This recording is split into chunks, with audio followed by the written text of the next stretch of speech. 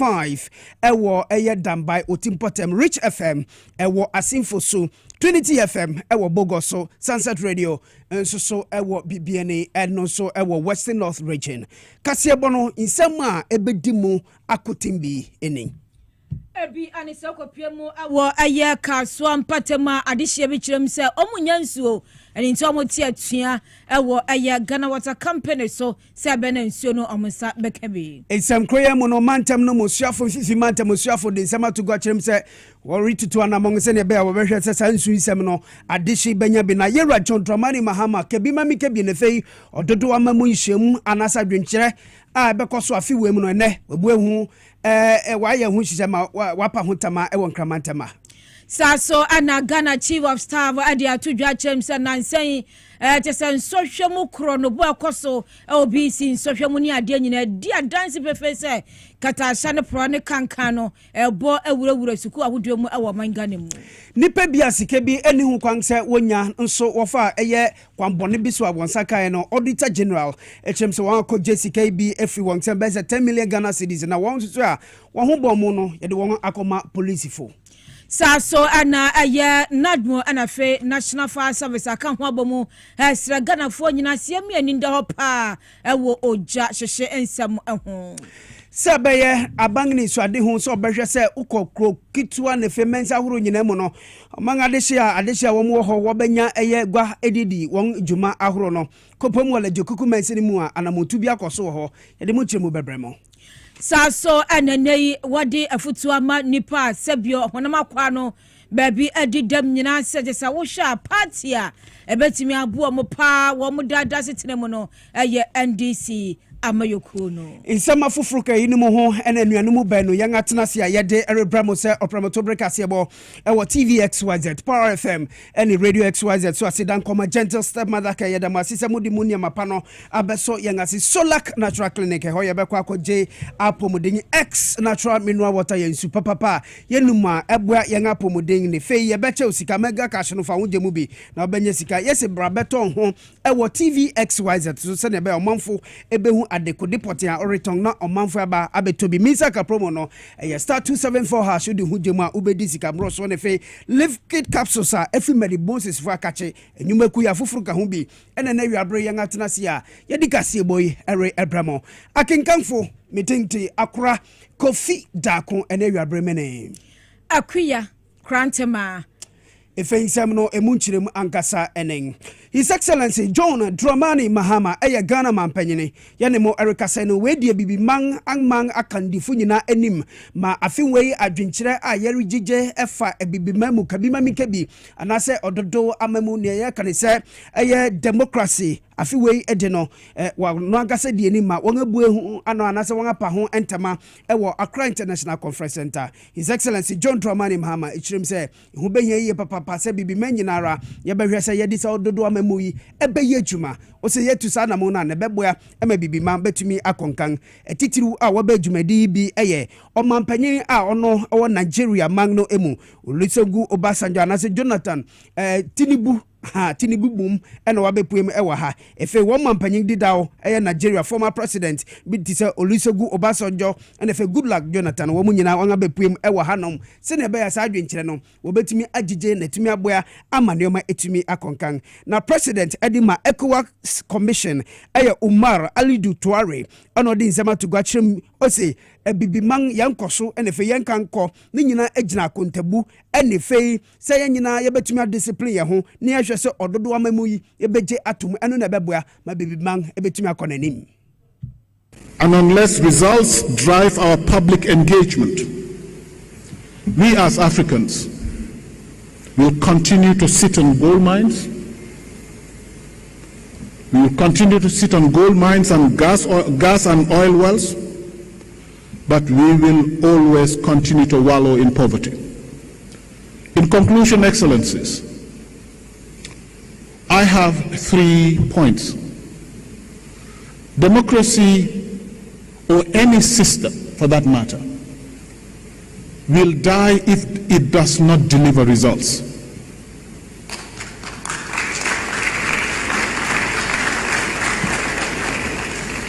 Democracy or any system will die if it does not promote accountability. Democracy or any system will die if it does not promote discipline. Accountability, results, and discipline. You take them from any system, whether it is a secular system or a religious system, they die. If we get out of this room with addition, now okase o share a inauguration ceremony no abra campaign for ahodo be na ebechia no na ye bobo campaign ni din won obo je na so ye pa no campaign anase oman a won campaign because military leaders into the kai Burkina Faso president Touare Captain Touare na sending for budget so no and no chance His Excellency John Mahama Chim say that incident no send a signal Emma the African leaders no say oman share the youth of the countries no they lose confidence in the democracies because omo budget amaya cool so dia nature say so mo hwe na omudi ye etuye eno ti eno che mu se hu behia pa se aman bia no eba institutional strengthening na ombetimi ahwe no ma share institutions kuku jumekuni na no o ma share mu kena na fapema kama minka de magu no ejina ya na se etimi fifiye no otumi ehye ne brane na etumi ejina ye se ne enkoba se magu no ebenya abasemugu bi ewo sa kama minka bi amabu mu no wali no sanso chemu se eba injuma ketasese proye se ubi edidija ni na ka ho ene ma mentemi ho ase ema ne ho so a ema kama minka da mamu no ntumi enjina brane o che ni se mu se It's when citizens lose faith, when leaders abandon integrity and institutions succumb to capture. But democracy can be renewed when citizens rise to defend it. And as the former Czech President Havel said again, and I quote, he said, "The salvation of this human world lies nowhere else than in the human heart." The survival of democracy depends on us, leaders, citizens, institutions, and for us choosing courage over complacency. And so let this dialogue in Accra be remembered not as a lament for dying democracies, but as a rebirth of hope. Let us leave here with a renewed determination to safeguard our democracies, to make our democracies deliver, and pass on to the future generations a legacy of freedom, justice, and dignity. And as an African proverb says, when the roots of the tree are deep, there is no reason to fear the wind.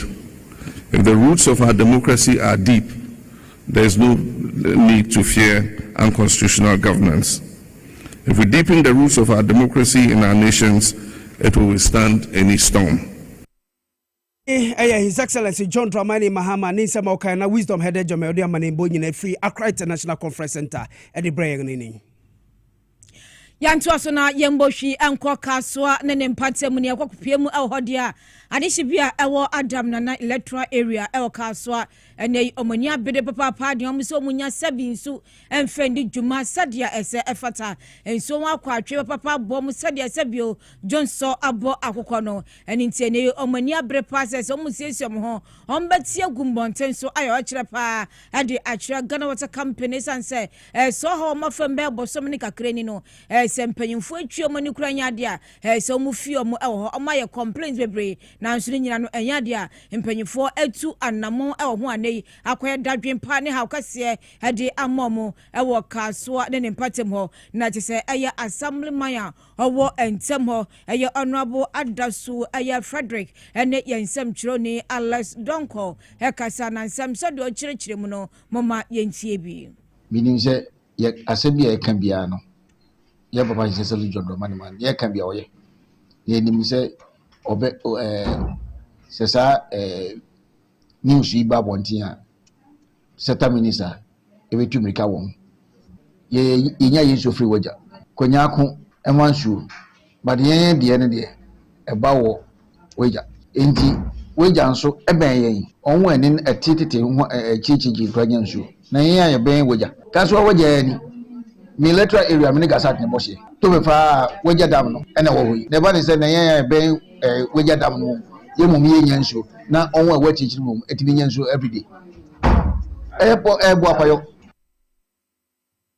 Bueno, aya assemblyman ya jese one ya nam sini Alex Donko etwe nkomo ewo ensam no hom na ne nyinam na o kyerem se ohwe padia na kame ayse mpanyimfo no ewo eye wogya mpatem mo hwe esensio nsam so Ghana Water Company ahyeda no mo bo mo atiri modin se sukom enduo mo sense wo hwe jese wogye ya nu ada hoi na ya de no mo chiri enya nsuo nom na se omo tare nsuo no pe no wogya no ho no omo nya nsuo nti omo dwalai mpanyimfo mbra na omunye bibi emfa emom omusanso stress Ghana Water Company mpanyimfo de atie bia said your how ni tie bia no mohwe no monso anu animanim ya emfa emom ne so de oka fa ho no ebi eni ebi o hono mu a te se me baby ameti lamte meals last of for 3 months ni inso mfa yedro memu da oko balu hotel chiro e ho kra de PCLA pipes ni ko hono no inso to anonto oko amuzukope inso oko Peace Town inso oko ye fani say Adam na nankasa 3 months ni inso emfa wondrum bemda me hu se eye boapayo Ghana Water boapayo pa so on said ni atoto pipe no ni atoto tanker for the no indi se onka so be demonstration ne kwan so ano no onye demonstration me as assembly member krabi me do cham ya demonstration because ye nyina ye bre efa nsuo na sa asam no ayakase assemblyman so bejim na demonstration no etimi akoso ewo ho Isam kroya mo ena fifi manta mosuafo eko panyi ochire aduamoa odi nsema to gware chem say you ono osi omampanyin anan ewo mantam ni nyina mu mom arahosem anasesa asemesi nyina no odi akiri na one eye basunko a won no wo hwensun sem so Ghana mrahye begwam titiru won a wo fifi mantam na erika ba chem se ne beye ma omanfo a wo mo mantam ne fe mansi mako edu emu no wo benya nsupa anom opanyin wo brown nsamtwerefo eretwetwe nkomo no okirem ose onim se adesha muwo Agona West East ekumfi enefe Kasoa ne nimpotem nyinara no ose wonim esank se biai ba kwa na enam so mamutimi nyanso no enum a eno ye Kwanyako Headworks no Ghana Water Company fo nsese dwuma bi erekoso wo ho na won atuma yi na nam so nti a munyanso no num ose minka nkire musi oguso a wore ye adwuma etie nche no nsu no ebeba 10 districts. Yes, so we are talking of Gomwa East, Gomwa Central, Gomwa West, Aguna East, Aguna West, Ekunfi, part of Ekunfi, and then even part of Accra, because you have Kasoa and Arutu Beku. And so we're talking about more than 8 districts that are being affected by this water crisis. So it's a major issue. I had a visit myself, and I realized that if they were forced with a gun in their hands to provide us with water, you would not be sure of the content of the water that you'll be consuming at home. So I asked that they stop. In fact, the system itself could not take the kind of raw material that they needed because of the high levels of contamination with silt and other things. And so that is the situation at the time we went there. What we have decided to do, which is ongoing, is the fact that we quickly asked the MMDCs to identify existing boreholes which had been abandoned because we had pipe-borne water. In fact, for Gomwa Central, for instance, we had about 16 of them. 8 of them were functional, yet because we had water, they have been left. So we asked them to reactivate them, and those who were faulty had to be repaired. I went around yesterday with the DCE and the MP to ensure that the orders that I gave were being, adhered to. And so when we went, we saw the DCE and the team who were supposed to work on it. Kopenyi ochre eduamwa eye fifi manta musuafo oye one of the ministers JM Apawonga wori edwuma ye papa to se minka kire musan sunu mubenya bi anom na yantu aso enko na yakua nim dia na say yeba ya Ghana nyina chief of staff na nsɛm atudwa na wada na dua akyerem sɛ na mmiri bi atwam no na nka kakatahye no proye kankan padia na so bia de nani asa aban enwumam sɛ ɔmo ana saa subambɔ no ɔmo sɛ ɔmo di mu akotene a ɔmo afa no world cup sɛ katahye no proye obi wodakro wanye bia na sɛ ɔdenda ɔtenantena na sɛ kankan agye babia na ne ɔsɛ awerɛ hosam ne sɛ saa katahye no proye no ɛkyɛ sɛ edidi nkakrakra ewurawura Ghana sectors no babia ɛnna ɔbɛhwɛ nkurɔfoɔ afie mu ɔbɛhyɛ da yɛ nkwan na sɛ nkwan ɔsɛ ɔma no kunu nam no ketewa bi na sɛ ɔde a ɔne nyinaa corruption ne bia waba akɔma ma no mɛso ɛno akyi ɛsɛ na ɛkɔ ahomasua mu a ɛsɛ nsɔhwɛ a yɛtwerɛ no examination malpractice na sɛ nipa bi ɛhyɛ da kɔgye sika na ne nsɔhwɛ no ɛba no na sɛ ya work ni nyina pepepepepepepep atwere gu pipa so ne apɔ ye jegu mu saa ɔse ni nyina corruption ni bia ɛkɔ so ɛwɔ mangani ma wɔ sɛ mpanyifo ɛne bere na saa ɛko no ye nyina yɛ ko sɛ katahye ne pro ne kankan no ye betu ase kra afi ɛyɛ ɔmangani ma ntesa na sɛ bedi o menya pa ɛnya asɛm kuma kra na ɔde sansɛm atudwa wɔ mmerɛ sɛ nakafo sɛ dwumadi asronko ɛkɔ so a ne nyina ɛyɛ new national ethics and anti-corruption action plana so mo ye de aboa se beye na katahye ne proye ne kankan no ye betimi atuase o se aban no committed so is obefoa so obeto machi obeboa mu akonya nyina mu na sa botai no etimi abamu de ama Ghana nyina nsem a yewura de tudwa wo mbre okasa odwumadi na se no ebi eni.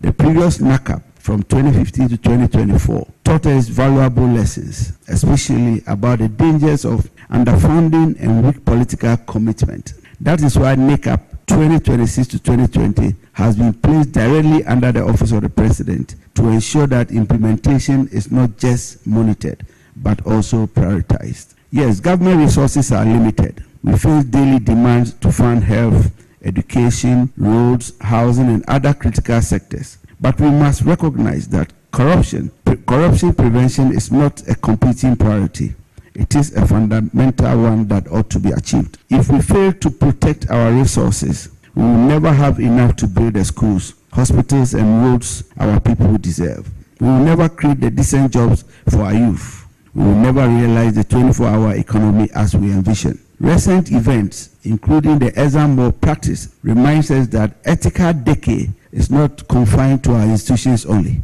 It is creeping into our homes, our schools, and our future. That is why ethics must be central to the new plan, not just as a policy, but as a national culture. Let me be clear. This government is committed to founding this National Ethics and Anti-Corruption Action Plan, because founding ethics and anti-corruption is not a cost, it is an investment. Aya afutupa Yewra Julius Dabra, Chief of Staff Emma Oman Ghana, de Emma nyina ntisa katahye ne proye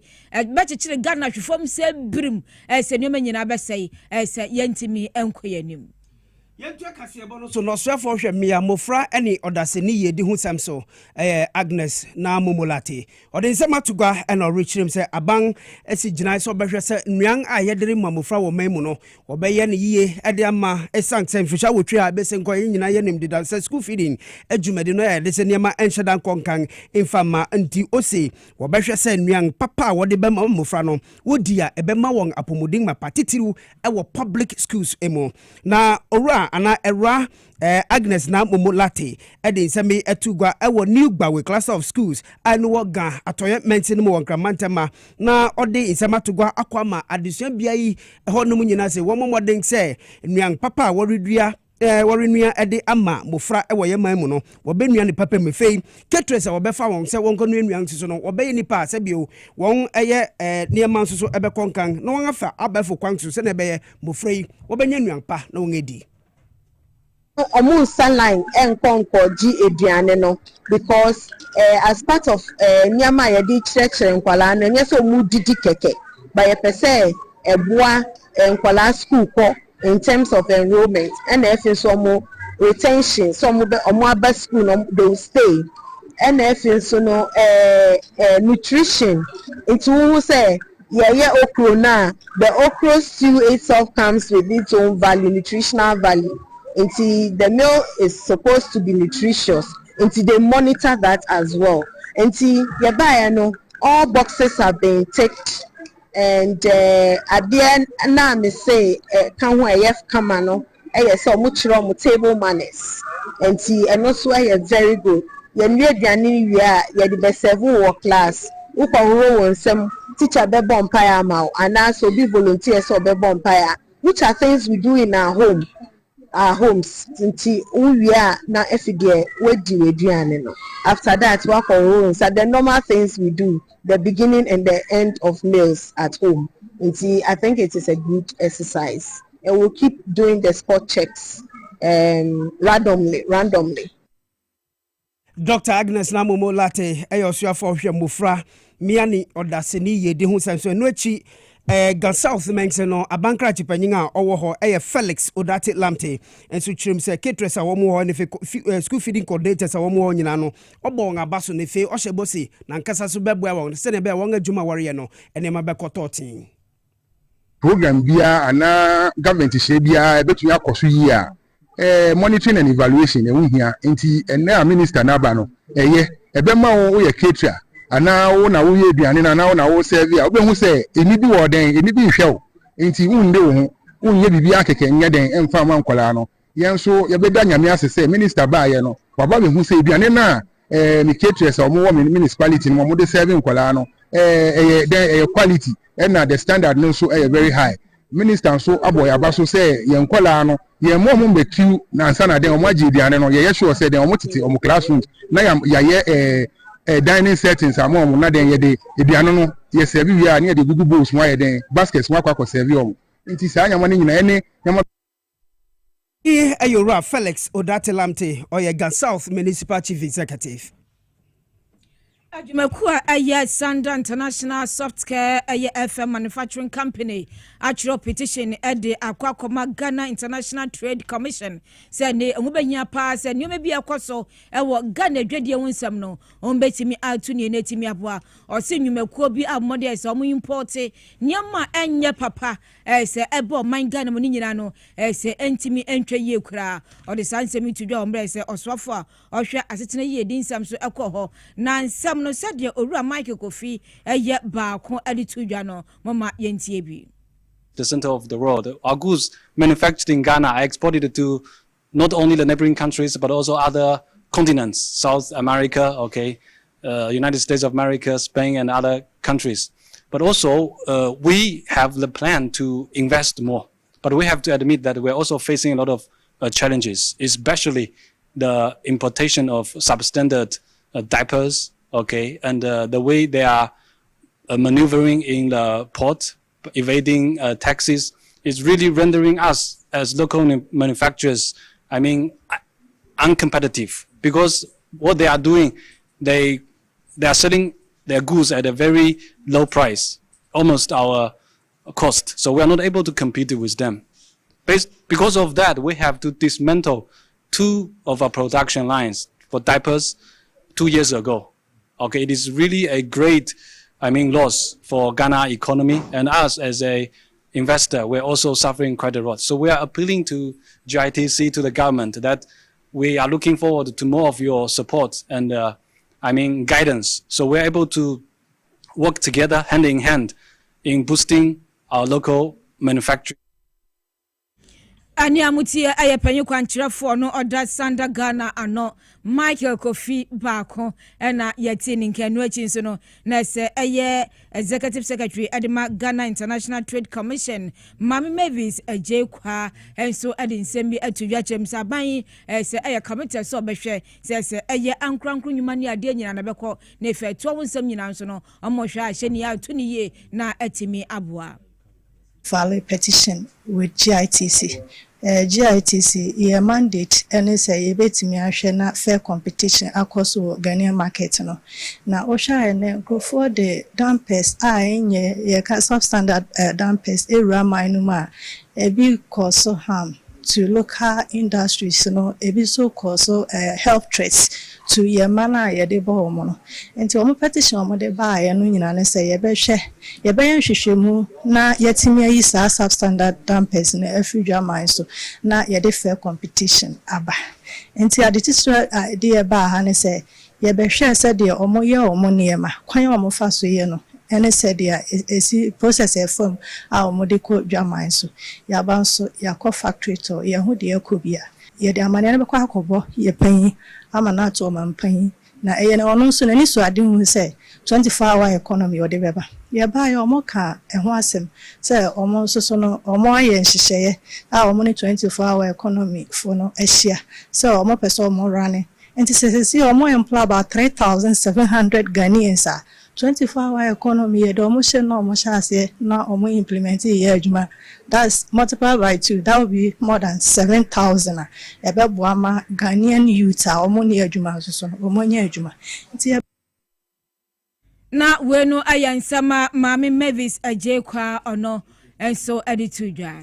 Higher TV XYZ and power 97.9 if radio XYZ 93.1 or promoter break as yeboni aguswa yede erima mono yemfi honum kopemu le jokuku mention mo esanse nansen chepi na osuafo no no hwe ahunidi ne fempotem mputo husem so edin sembeto monting to say hu behia se mensi biara mu no obesi gwa foforo na boa ma 24-hour economy trimupon no abang ne chiche no etumi abemusa ine nam so ntile jokuku mention no etimi to wana ma ye ne mo Erika say no won ne eye enwumeku bia wo mu free bani man ni mu won dingdi high tech aka ba kire mu se wori ba besi gwa bi ede ama wonti won akonhyemu a won akɔhwe se na adwumadi no ebesi fa akɔ ina nam so nti mensi ne mu lajokuku abankra chipanyin a ɔwɔ hɔ Israel agete ɔtwema ede nsɛm to yɛn anim kyerem se ɔbɛhwɛ betu anamon se na be ya adehia wo mu wɔtɛhye ne nimpotem ɔbɛnya sa modern market ibi in line with president's directive no share guidelines or the about common fund sebi or drain amount for no say the bia omo ye adwuma no on share them pay you know ye mom better place no mo nye adwuma say na be a home farmer be den e be ba you know or the 24-hour market proposals aba you know in line with the president directive if you say the market for Tessia Debua even before that president you know cry be ba no in line Dr. Donata, a resident of Teshi here or Golden Gate Honum. And also, any so I don't say, I was a Teshi a market. And Dr. Donata and a disciple, a buyer, and new Matanasia, in line with the president, the directives and our guidelines, and then they call on how best are. Nuachi Kang Mensi Kropo Bankra Chipenyin a Owo Lekma Daniela Mate Mensa one Ora Don Atei a MC Boni ding Ochiremsi Tashim Potem Gwa Womu here more than one actually crowded to. The concept for getting a central market in Lejukugu didn't start today. The Nuwa market we started in 98. The idea was to decongest the central business district. The Marasa market, the same thing, and the Mala market. Because the idea was that people who took to the central district, if we have market that can stop, they will not come. So the Teshi need for market is long overdue. As an architect, I realized that it's possible. That's why I suggested to Honorable Israel that he should take into consideration if he is ready for it and then the people are ready for it, then I will also chip in a bit to make them realize their dream. And then he came back and told me that, sir, we are ready, we want the betterment of our people, and that Eyi eni ni akoso ewo lejokuku maximum a yede ho amanebo abremo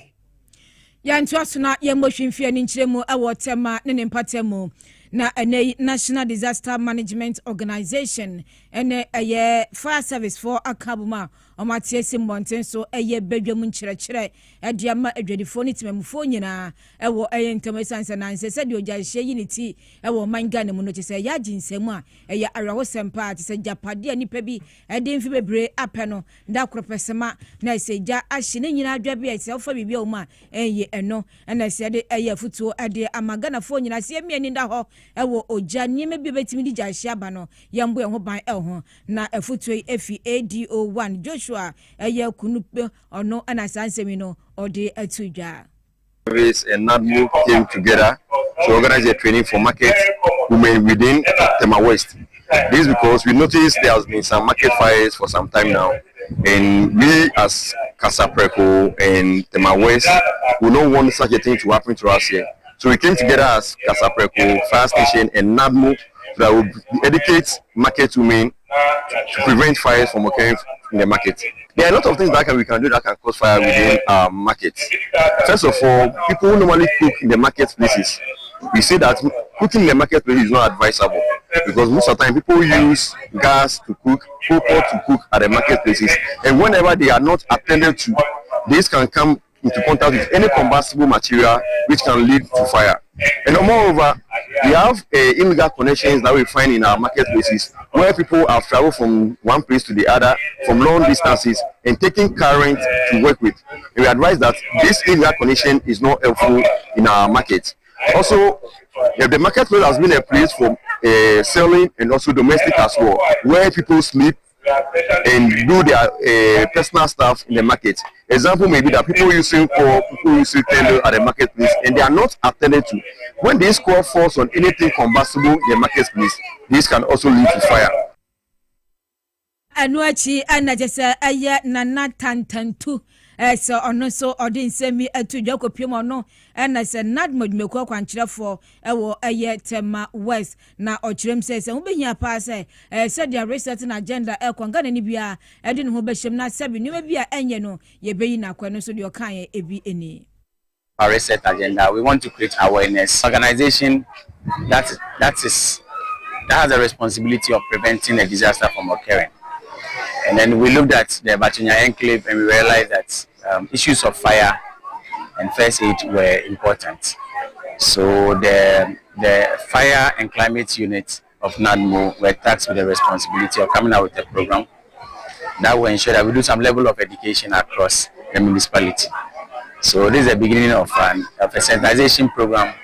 we are going to do to educate the populace on fire, fire and then first aid. When fire occurs, what are you supposed to do? And we are doing it with the fire service and then the National Ambulance Service. Ye nana tantantu ono ena kopiemu ewo Tema West or ye NADMO kwankyerefo edema omo. If I'm a from on Facebook or Power 979 Power 979 TV XYZ Ghana. Yabekin Kaninara at the Amamona Ansana Yabetua Cassia Bono Esono. Mami Fasida and come Medimosis for Essence Wong and what the left capsules no abeso young sing and area bring me Pamucho say Biana with the day to mean digest you did the DB say Uko near Demi Pacho, but modding up a lift capsules nibi na entime well ne if you be a fini pedriano me fay. Buama Oliver ne function ye kama lift kit capsules no medimosis fo and what they buy ubenye binso ato ewo baby biara yetonga dru say chemical and as a heba shop biara mu upedudu wetu anu afre 0244 068 447 0244 068 447 na gentle stepmother ke hono ne ebeko mu amoyere ne munyem mu amonko nyem memia no aminka che wankasa so nim se wanganyemo itibo modern ko eye gentle stepmother ke ko tuto ne mani bi mu frampa bu antare obenye bi ato bicycle tricycle baby coat and if a car seats baby walkers ahoro bounce chairs ebi wo ho breast pump no ehu hie yie papa obekọ adwuma nti kotobi na no funsunu famiemia fesi fama abofra no efe duanga nkasa abofra no bedin so benye bi ato gentle stepmother care one e was Spinters Quantipones wo Benpo gas furniture wo ne Absa bank no ene di nim hwe sanse won yama no ibo no on atete so kama nti fra won 0244 238 477 0244 238 477 and 0245 681 085 Facebook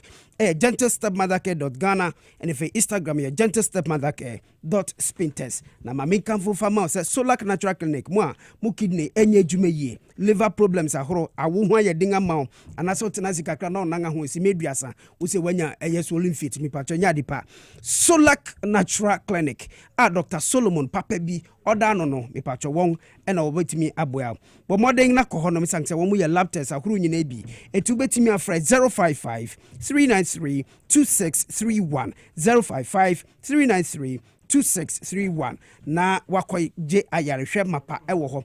Mami nkɔpɛ nsu na menom. Na nsu a menom no ɛyɛ extra natural mineral water. Food and Drugs Authority fo wangaje sa nsu papa yi atom. Esante nsu na nkasa no sabi etise mirror. Emu yi da hɔ krɔgyen pebi. Komekomo anasa bra adwuma mu ha. Udu ha udu kaza uhwa akora. Udu ha mechira obiaya ubenya X natural mineral water ni bi. Na wato pedudu etu anu afra yen. Ewo 059-627-3546 and 059-627-3547 059-627-3547. Tip try me. Mami kope nsu ni bi na menum. Beba sisia.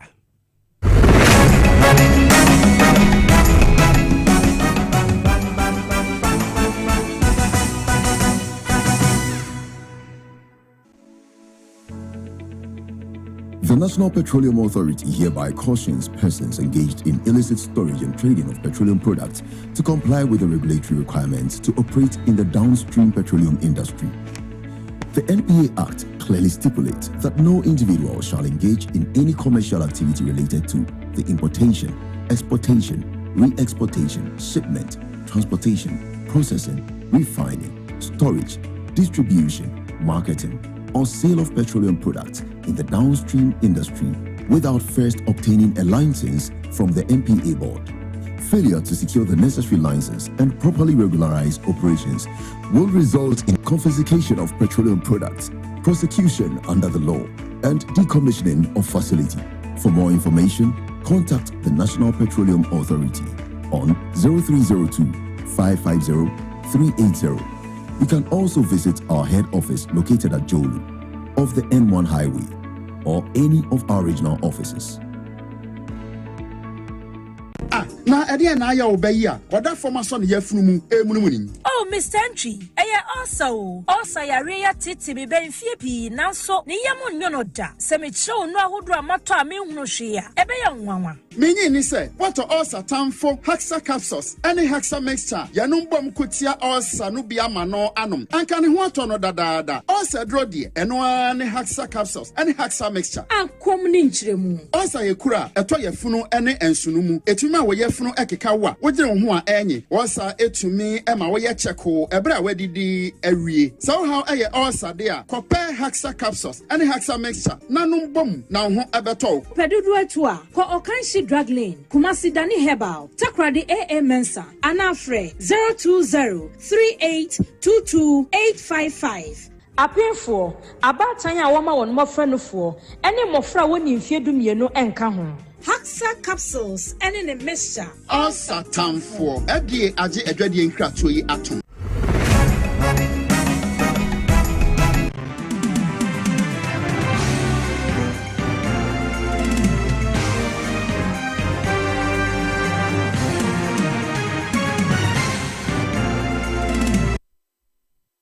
Edika Sebono Remamu TV XYZ and Power 97.9 FM so nefe Radio XYZ 93.1 of fire yenga drusene yokudanti gwedini sikasema manebo adwa kwa chiwati na sadwa memo akwaba mejo so akra somni enko yeremu ewo adwadie ene sika emu ensemu ana yedie ni echemu ewo Gasout eye municipality no emu na MC on potem honom eyo nmunyafo Moses eye Kabukubi eye Okansi wakasa dia tudwa akesi sudua se eye district assembly common fund no ubepie mu ewo Gasout a womonsa aka womde na wo chiremu se ebreye sika ne baaya no ababra esemu efise beboa ama watimi de sika no ayempuntunwuma hudo bebre na ewo eyem potam honomo na wode eto ne manfo anim se wonhwe na assembly ne nhyehyeye wode igu akwamu ebeboa ama mpuntuo afa ne ntoma pefra Gasout ne potam no wode won ho ebegimu yentie ne nsamode tudwa no ebi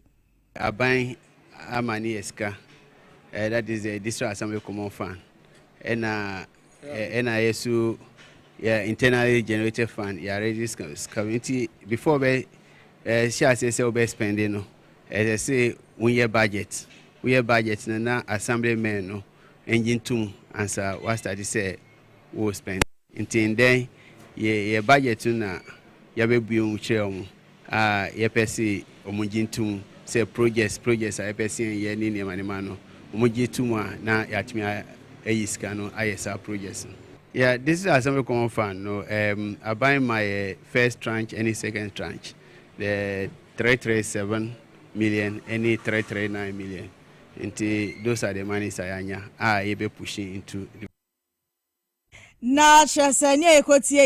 ye MC edema de hia wo mo ewo Kasoa tane ne mpota mo sanso edi tudwase enhwehwe ya hodo mo di gu akwamu na 24 hour eye ho nsenka ye ba na dwadie mu nsam a wo mo de ba be gugu akwam se be ye beboa ama ne ba na economic activity ene se ye biebie nwuma hodo ewo Kasoa tane ne mpota mo a emu nsam so no etimi SCP na eno so nsam sei eno de tudwa projects are person ye. They say government, MIS on specific areas, the 24-hour market, or see and use it 25% and develop that 24-hour market. In that 24-hour market, there is police station, there is fire station, there is KG classroom, and I assembly hano. I says a design free national bar. Yes, you the Kakrabe count. Need supporting with IGF. What we want to include here, abattoir, any veterinary service or more clinic. Send your answer ombeku abuabi and ebe check answer yakun. Currently, near happening say among for the core central region, the nearby municipality echo check etua scanning among. By this time around, PCI yen check ya the nenya revenue. Ashasawei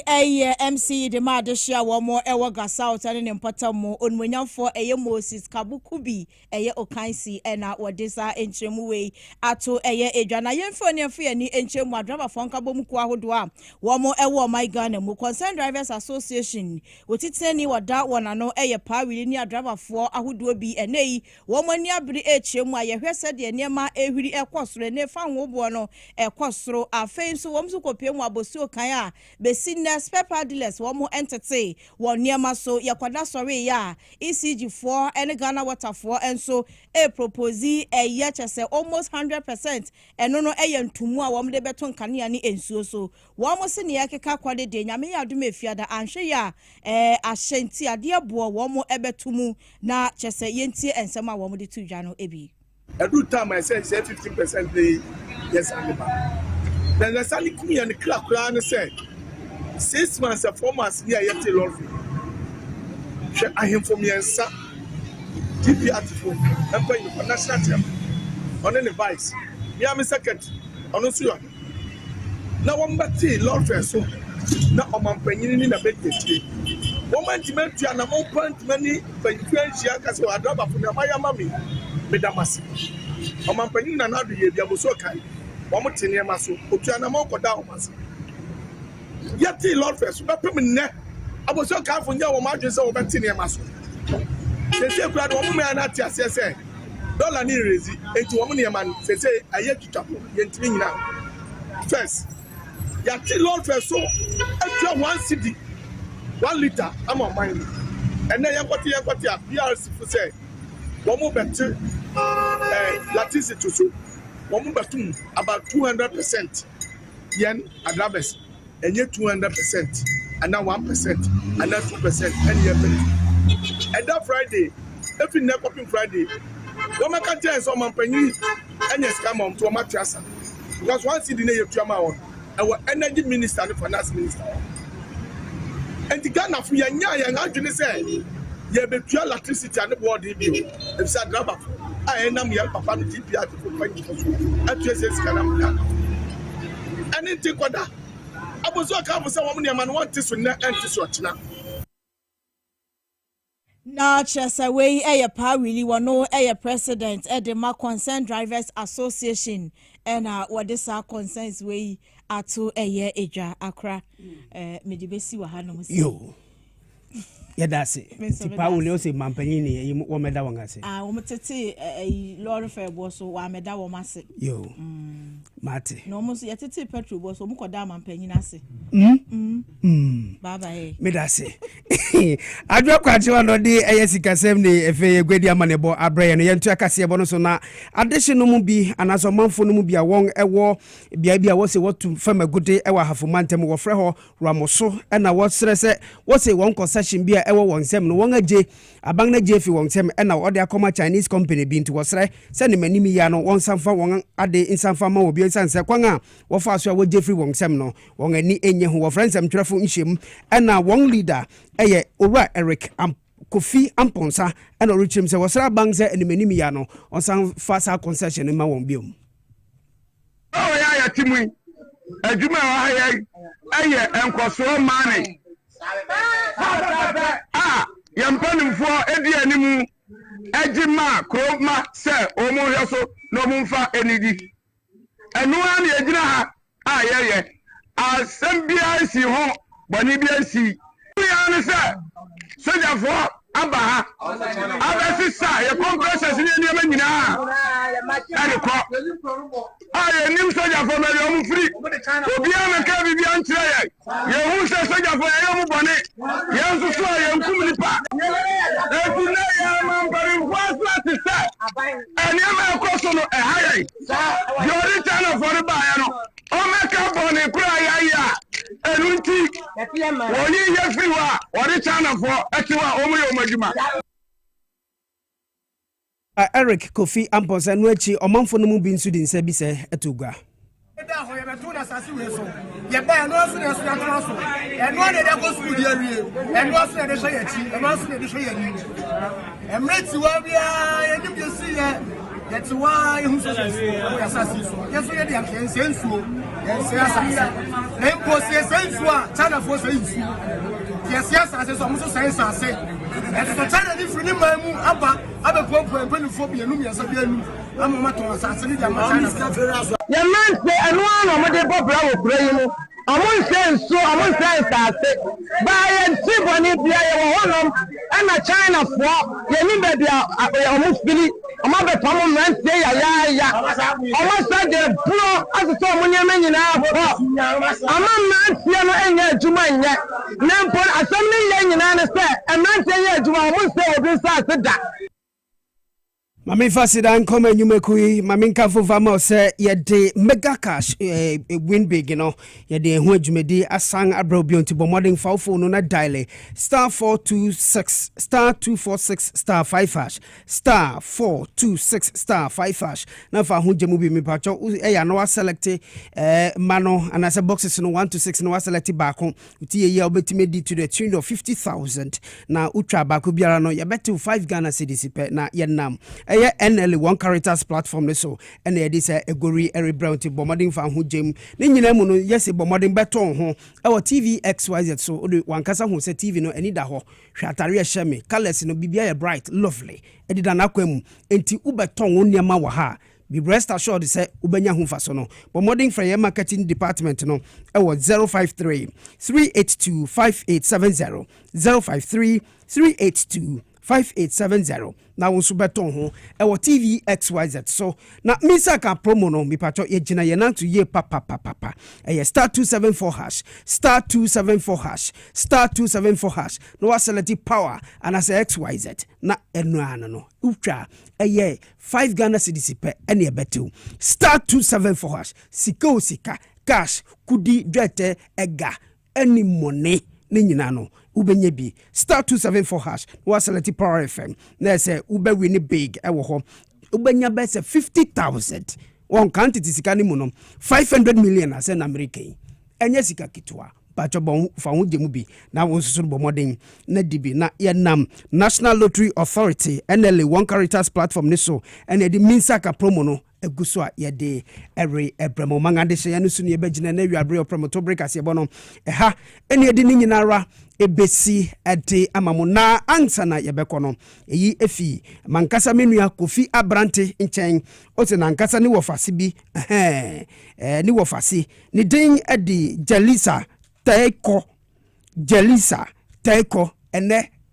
lovely baby and then I would happy birthday to you Jelisa Teko if you wofa Kofi Abrante use minga jiro se nyankropon wonjira uye papa obo mpa ise nyankropon be man kwa tenten ne ve mu nyam ene adwene odi benyini yie mo wofa senin na mom unyinga wofa obehwe uye sa na ose minka nkyerɛ Jelisa, happy birthday to you. No, omangade she eno so ne begina na wi promoto break asebo no TV XYZ Power FM and Radio XYZ and young other affiliate stations were Ghana ne amano no. ɛha ɛde ɛde ne nyinara ebesi ɛde ama mo aseda nkɔma newsroom team MCR camera crew radio obi biara ma obua ɛda mo nyinara ase akekanfo ɛna ukuda awiabre midinte akora kofi dako mene akuya krantema yɛda mo ase ma mo mo ne tie ne hwɛ